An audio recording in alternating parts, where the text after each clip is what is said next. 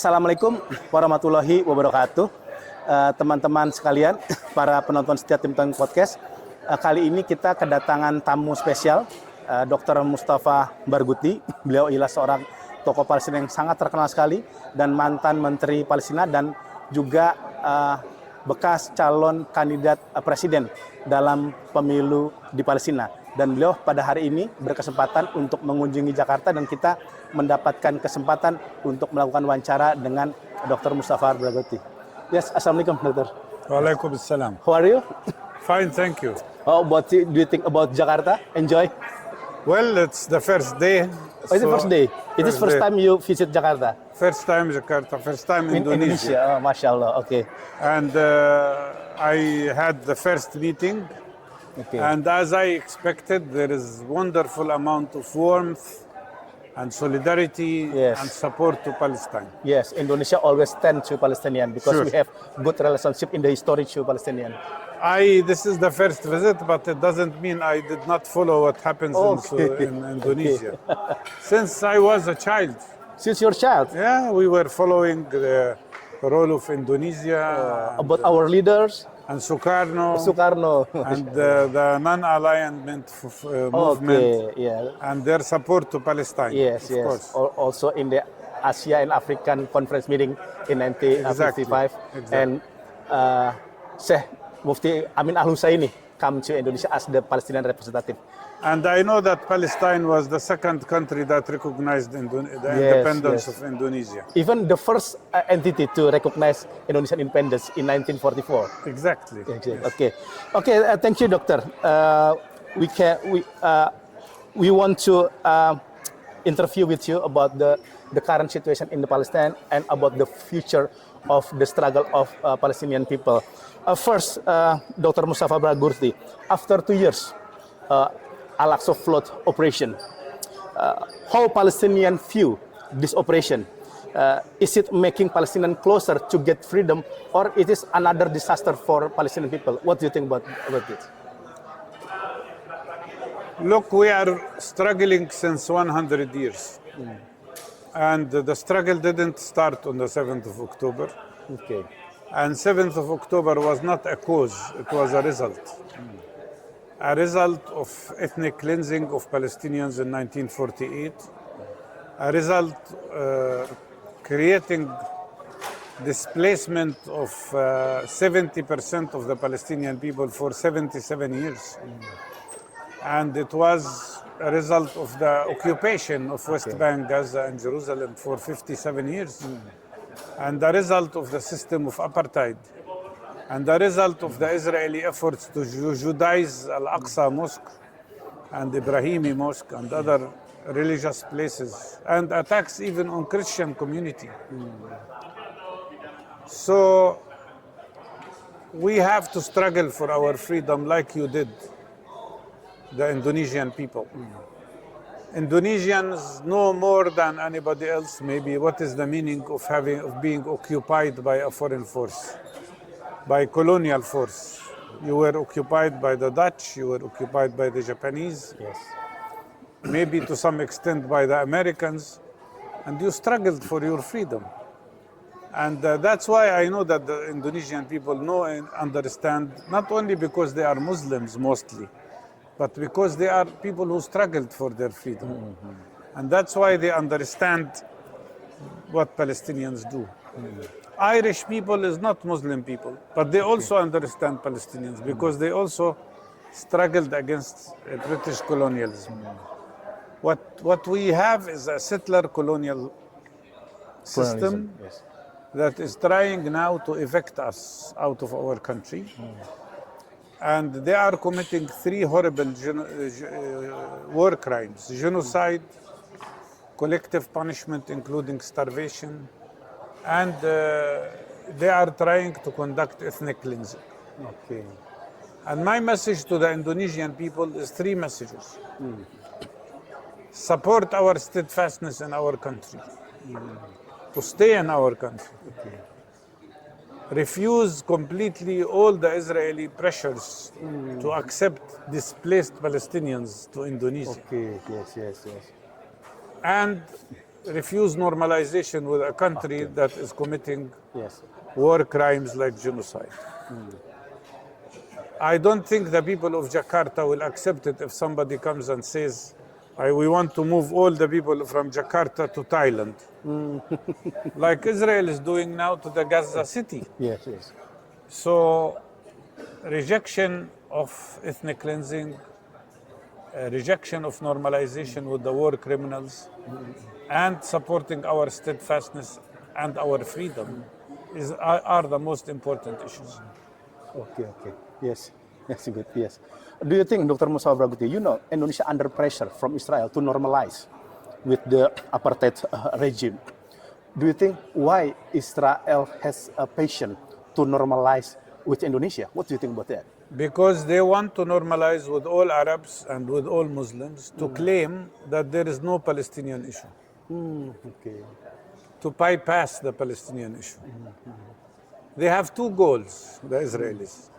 The first goal is to eliminate the Palestinian cause and the Palestinian issue because we remind them with their crime, which they committed against our people in 1948 and continued. Yes.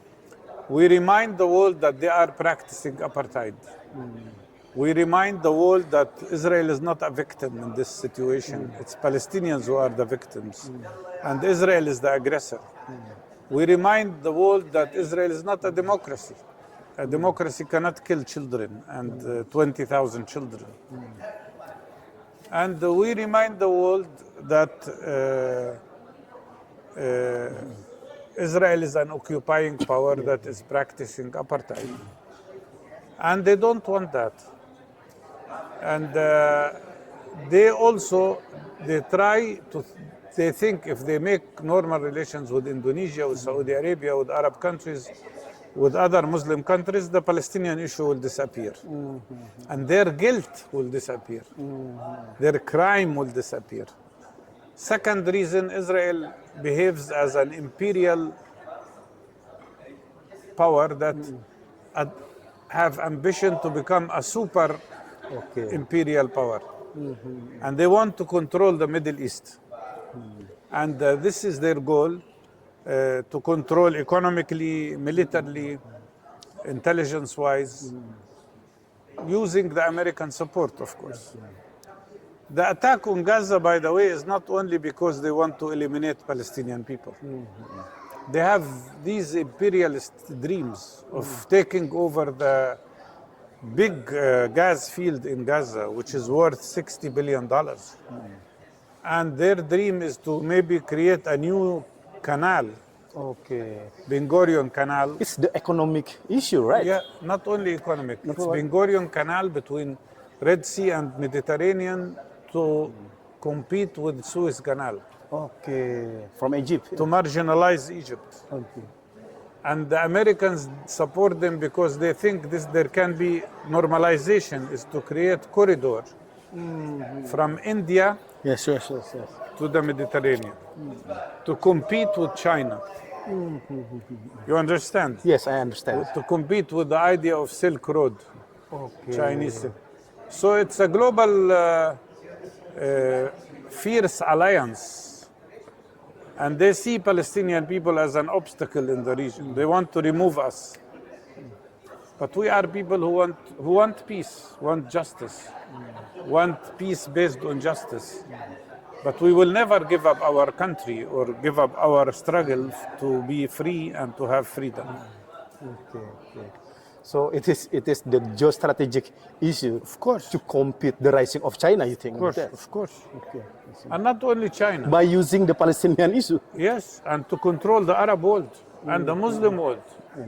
And we see that Netanyahu before announced to making the greater Israel in the Middle East. I think, it is still relates about this issue. Yes, look, the Israeli government today is not only a system of apartheid, not only criminal committing genocide. This Israeli government is a fascist government. In every sense of the word, a real fascist government. And they want to impose their hegemony. That's why Netanyahu says he adopts the vision of Greater Israel. This is, And by the way, the map of Greater Israel is the map that Israeli soldiers put on their shoulders in Gaza. Many of them, when they fight in Gaza. What is Greater Israel? Greater Israel means annexing all of West Bank, all of Gaza, all of Palestine, and all of Jordan, and all of Lebanon, and 2/3 of Syria, half of Iraq, more than half of Saudi Arabia, until Saudi. all Kuwait. All Kuwait. All Kuwait. Yes, and how I will show you the map. You can use it. Okay. And half of Egypt. Actually, more than half of Egypt, because they want to occupy everything that is east of River Nile, which means all the good land in Egypt. Okay. So this is how dangerous this vision is. And that's why we say that the Arab countries must stand up, at least, if not in support of Palestine, but at least to defend their own countries in front of these ambitions of a fascist government. Since Hitler and the Second World War, we've never seen a leader who openly speaks about annexing other lands and other countries in violation of every international law. Okay. Yes. And the biggest hypocrisy in the world is when the United States blames Palestinians for going to the International Court of Justice or International Criminal Court, or if they go to the United Nations. Where do you go if you don't go for international law? And that means that what is slaughtered in Gaza is not just Palestinians. What the Israelis are slaughtering in Gaza with American help is the international law itself. Yes. And many Western governments now are under pressure of their people that demand that if these countries respect international law, they should impose sanctions on Israel. Up till now, they didn't. Yes. They use double standard.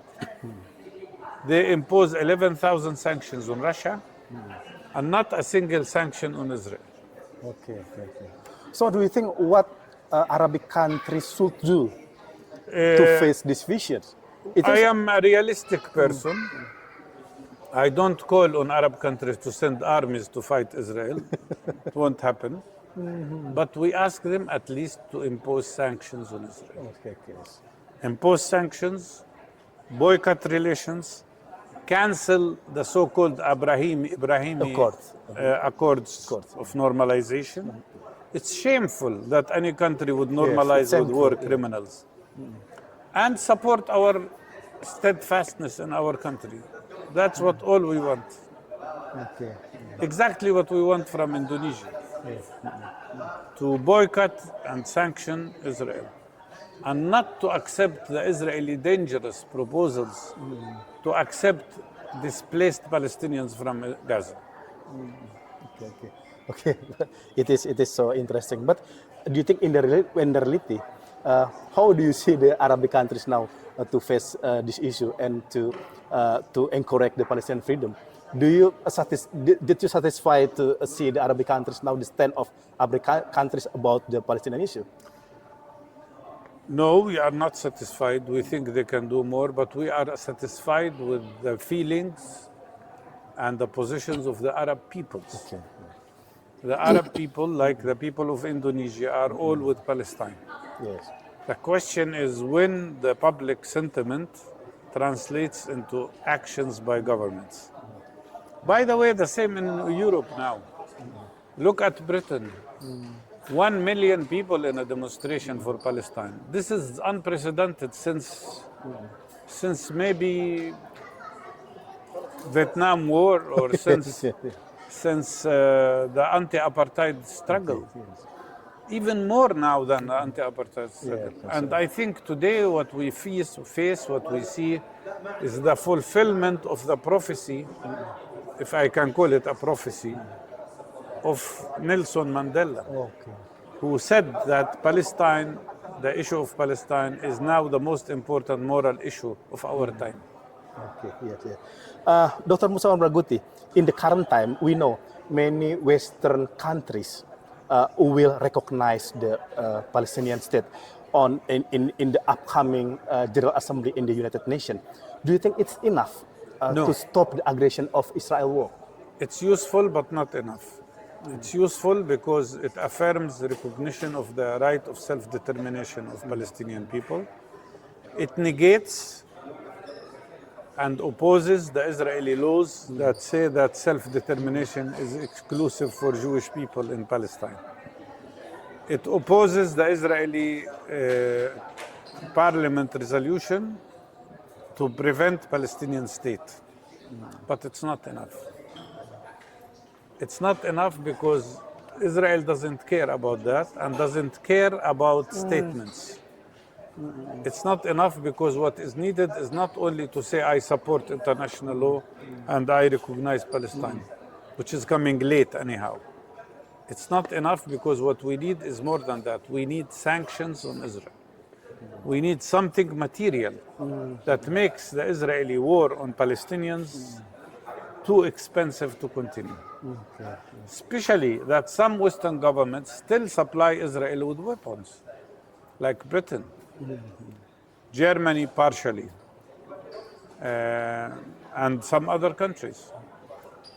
There has to be total military embargo and sanctions on Israel. Yes, yes.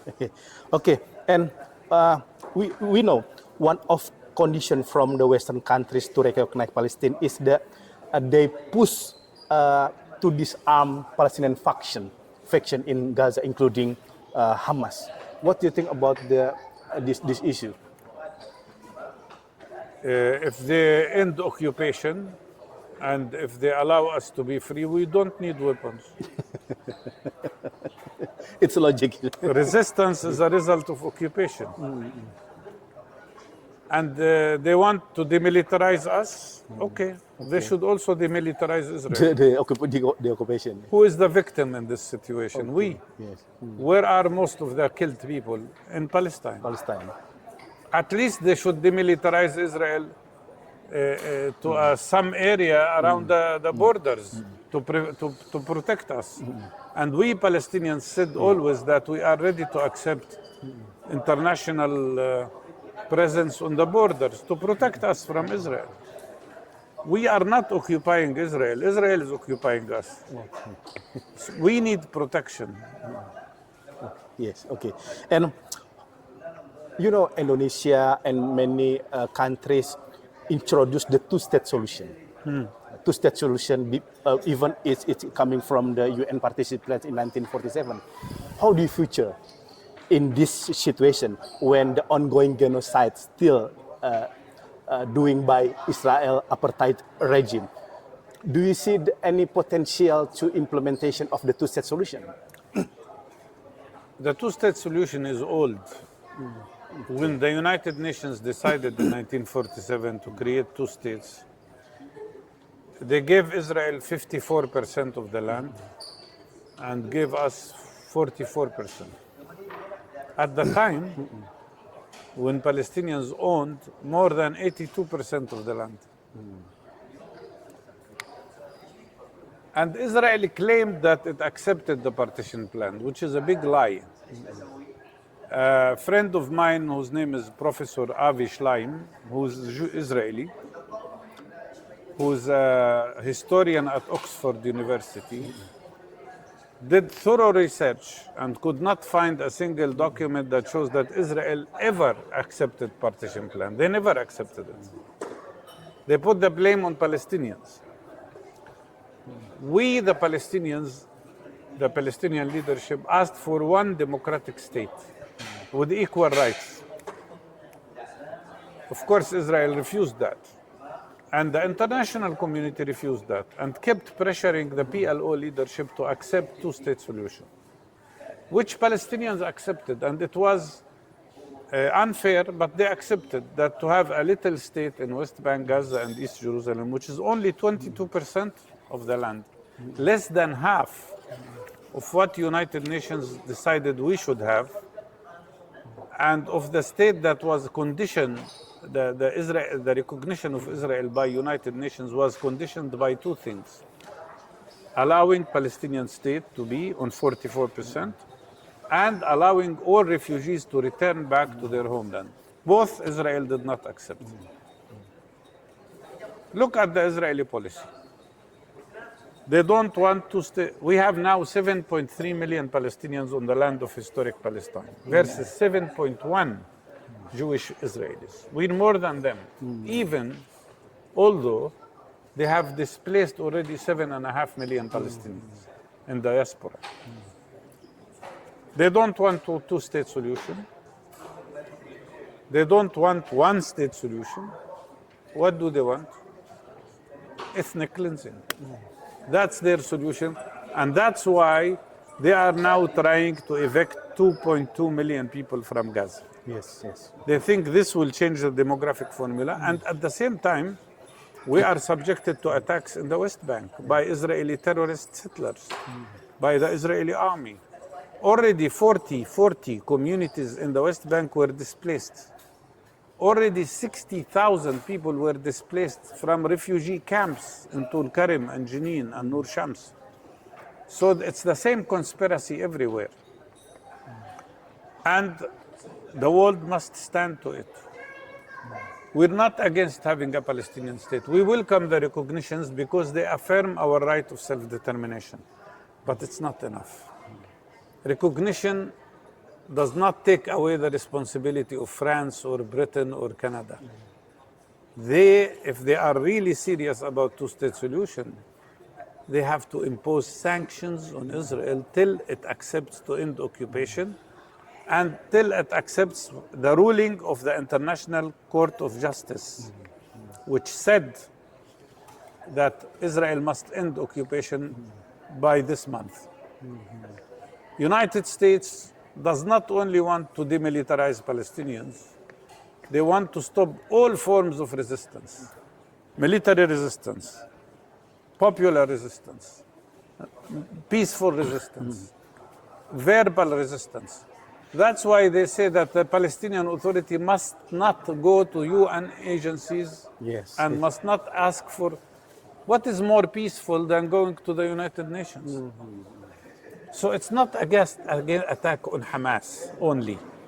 It's not attack on Gaza only. It's attack on all Palestinians. Full Palestinian. That's why Netanyahu says no to Hamasistan, no to Fatahistan, no to PLO, no to any Palestinian government. These people want to annex our land. That should be clear.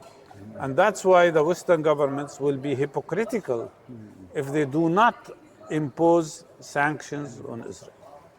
Okay. Yes. Doctor, we know many international communities condemn Netanyahu, blaming Netanyahu. Even in the Israel, many people push Netanyahu step down from his position. But why he is still in power until now? Because there is a strong fascist tendency in the Israeli community. A dangerous, most recent poll showed that 76% of the Israeli people, the Jewish Israelis, don't believe there are innocent Palestinians in Gaza, which means they don't think that the 1 million Palestinian children are innocent. It's very deep racism linked to the ideology of Jewish supremacy and using religion in a wrong way to satisfy Messianic, extreme fundamentalist ideas. Like Ben-Gvir, Smotrich, and like the fascists, Ben-Gvir and Smotrich, of course. Fascism, this is fascism. The Messianic supremacy. Yes, what we face is fascism, as bad as it was in Germany in the Second World War. The problem, when Germany committed Holocaust against Jewish people, they did that not because only of the aggressiveness of people like Hitler. They managed to do Holocaust because of the cowardness of many Western leaders, including in Britain like Chamberlain and others. And the same cowardness still exists in Western Europe when they watch the second Holocaust happening this time to us, the Palestinians. It's the same thing. And I believe that the world and the humanity, like they struggled against fascism, should struggle now against Jewish fascism. And by the way, many good Jewish people are against the Israeli policy and are supporting our struggle, like Bernie Sanders, the American senator. I met him from US. last year. His stand is very clear. And that shift is changing the world. In the United States, a most recent poll showed that 77% of Democrats think there is genocide in Gaza, Okay. and 20% of Republicans. 20% Republican. 75% of American Democrats believe there should be ban and suspension of supply of arms to Israel. Is the change the And 37% of Republicans think the same way. even in the Republican Yeah. follower? Yes. The world is discovering the truth. The truth is that Israel is not a democracy. Israel is not civilized. Israel is committing war crimes. And Israel is not the victim in this conflict. It is the Palestinians who are the victims of Israeli oppression. Okay, the last question, Doctor. The last question. What the best and the worst scenario for the Palestinian after 2 years genocide now? Do you think? The worst scenario is what's happening now. The killing, the destruction. The worst scenario if they succeed to displace some of our people, which I hope they will not. Yes. And the best scenario is what we struggle for, freedom of Palestinian people. Freedom, independence, the right to be dignified in our own country, not to allow ethnic cleansing again, to allow those refugees who are outside Palestine to come back to their homeland. Yes, yes. And I will summarize it by a phrase, a sentence that was said by a very famous Palestinian poet who was the mayor of Nazareth. His name was Tawfiq Zayad. He said, "We, the Palestinian people, are not better than any other people in the world.